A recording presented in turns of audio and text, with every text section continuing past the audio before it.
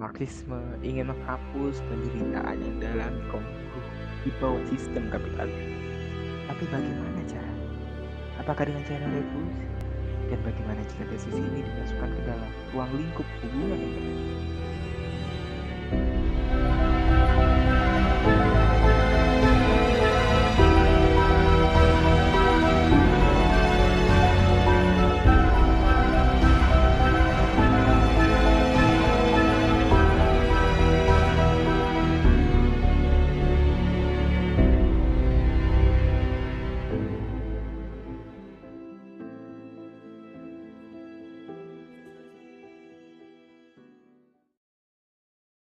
Marxisme adalah sebuah teori yang dicetuskan oleh Karl Marx, seorang filsuf sosialis berkebangsaan Jerman.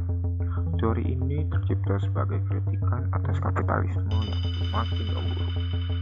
Marxisme merupakan teori yang didasarkan pada metode analisis sosial ekonomi yang meneliti hubungan kelas dan konflik sosial menggunakan interpretasi materialistik. Marxisme memiliki sebuah pandangan, yaitu teori ini dibentuk untuk membuat sebuah tatanan dunia yang tidak memiliki kelas maupun kesenjangan sosial di dalam masyarakat. Marxisme mengkritik kepada kapitalisme. Salah satu kritik Marxisme kepada kapitalisme adalah sistem tersebut membuat yang kaya semakin kaya dan yang miskin semakin miskin. Dikarenakan kritik yang tajam ini, Marxisme identik dengan istilah sayap kiri karena ingin menghapus sistem kapitalisme. Asumsi utama Marxisme adalah masyarakat dibagi menjadi dua kelas, yakni kaum borjuis dan kaum proletar. Borjuis merupakan kaum yang memiliki modal dan alat-alat produksi, sedangkan kaum proletar adalah mereka yang tidak memiliki modal dan alat-alat produksi, tetapi demi bertahan hidup, mereka mengoperasikan modal dan alat-alat produksi tersebut untuk mendapatkan upah.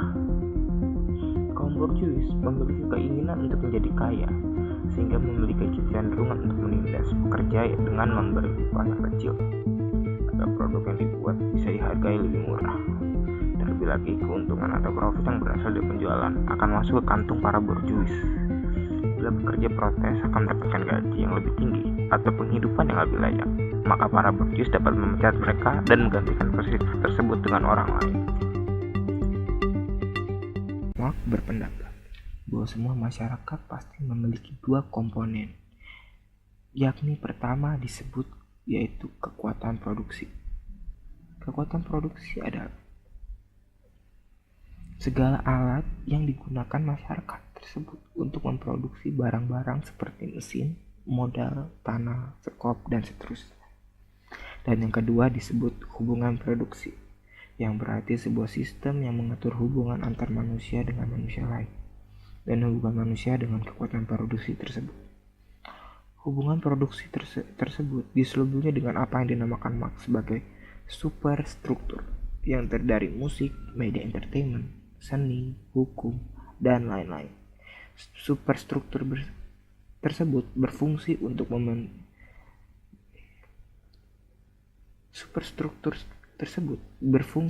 mempertahankan hubungan produksi yang terjadi. Superstruktur tersebut berfungsi untuk mempertahankan hubungan produksi yang terjadi. Marx menilai hubungan produksi di dalam kapitalisme sangat tidak stabil, dikarenakan akan timbulnya pertentangan kelas borjuis dan proletar yang akan berujung kepada konfrontasi kedua kelas tersebut. Konfrontasi ini disebut sebagai pertarungan hidup atau mati, dan prosesnya dinamai sebagai dialektika materialistik. Kaum kapitalis bersaing satu dengan yang lain untuk mendapatkan kekayaan, dan untuk memenangkan persaingan tersebut, pemilik memiliki bisnis tersebut akan bergabung untuk membentuk sebuah kongsi untuk menambah kekuatan ekonomi kaum kapitalis. Persaingan antar kongsi akan mendorong pembentukan sindikat. karena gabungan dari beberapa kongsi ini memberikan mereka kemampuan bersaing yang lebih tinggi. Proses yang sama juga terjadi pada bank-bank yang bersatu menjadi trust raksasa. Bank meminjamkan uang kepada industri dan usaha dan akan mendapatkan keuntungan dari bunga. Bunga tersebut dibayar oleh perusahaan dengan mengambil sebagian upah dari buruh. Peminjaman ini juga dilakukan kepada negara dan negara membayar pinjaman dan bunganya dengan menerapkan pajak pada kaum buruh dan masyarakat kecil. Alhasil, bank-bank yang dulunya kecil itu menguasai negara-negara dan usaha-usaha, sehingga yang paling menderita adalah kaum pekerja. Kemampuan kapitalisme berarti semakin membesarnya jumlah kaum miskin. Membesarnya kaum miskin mengartikan turunnya daya beli. Penurun daya beli mengakibatkan kaum kapitalisme kehilangan konsumen dan keuntungan yang akhirnya mengharuskan mereka untuk memecat pekerja-pekerjanya. Tindakan ini menghasilkan penderitaan yang lebih besar lagi. Ini mengakibatkan pertentangan semakin tajam dan menghasilkan revolusi. Kaum pekerja bangkit mengambil faktor-faktor produksi yang menggantikannya kepemilikan pribadi menjadi kepemilikan bersama. Pada akhirnya menggantikan hubungan produksi dalam kapitalisme ke sosialisme. Sosialisme ini bukan akhir dari dialektika materialisme, melainkan proses dialektika akan terus terjadi sampai berujung kepada komunisme. Teori Marxisme ditarik ke dalam hubungan internasional. Maka di dalam sistem internasional seperti halnya di dalam sistem sosial, hubungan internasional, makasih oleh sebab itu hubungan internasional disebut sebagai sosiologi internasional. Oleh sebab itu, menurut Marxisme, sistem internasional sama dengan sistem sosial.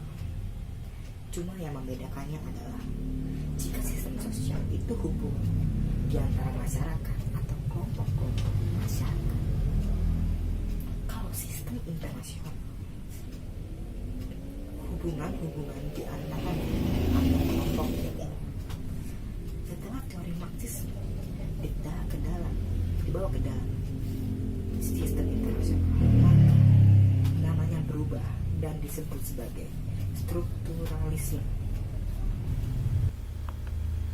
Menurut teori strukturalisme, negara bukanlah pemeran utama dalam panggung global, melainkan kelas apa yang akan menguasai negara itu sendiri. Di negara yang dikuasai sistem kapitalisme, kaum borjuis lah mereka yang memegang faktor-faktor produksi, atau dengan baik menjadi aktor utama. Karena ingin mengakumulasi modal dan kekayaan, kaum borjuis harus menanamkan modal mereka ke negara lain, mengeksploitasi kaum proletar dan membuat sebuah sistem di mana negara pemberi hasil mentah atau periperi akan dieksploitasi oleh negara maju, atau dalam kata lain inti atau core. Negara periperi adalah negara atau wilayah yang memiliki pemerintahan pusat yang lemah atau diatur oleh negara lain, mengekspor bahan mentah ke negara core atau inti, serta mempresentasikan angka kemiskinan tinggi pada negara ini. Contohnya itu negara-negara di Afrika. Negara inti merupakan negara kapitalis dominan yang mengeksploitasi negara periferi dalam hal tenaga, kerja, dan bahan-bahan mentah. Negara ini paling diuntungkan dalam sistem ekonomi kapitalis. Contohnya yaitu negara-negara di wilayah Eropa Barat. Tetapi selain itu, ada lagi golongan negara semi periferi. Negara semi periferi adalah negara yang termasuk dalam negara inti yang mengalami penurunan dalam segi ekonomi. Negara semi periferi bisa dikatakan negara periferi yang berusaha meningkatkan posisi dalam sistem ekonomi dunia. Contohnya itu negara-negara seperti Indonesia, Meksiko, Brazil, Argentina. Ekstensi sebuah negara menurut teori strukturalis hanyalah untuk memenuhi kepentingan kaum borjuis di negara inti. Perang dan konflik pun merupakan hasil dari kepentingan kelas penguasa, yakni kelas borjuis.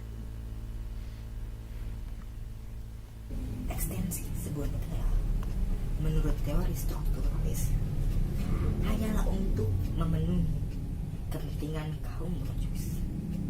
Perang dan konflik pun merupakan hasil dari kelas penguasa, yakni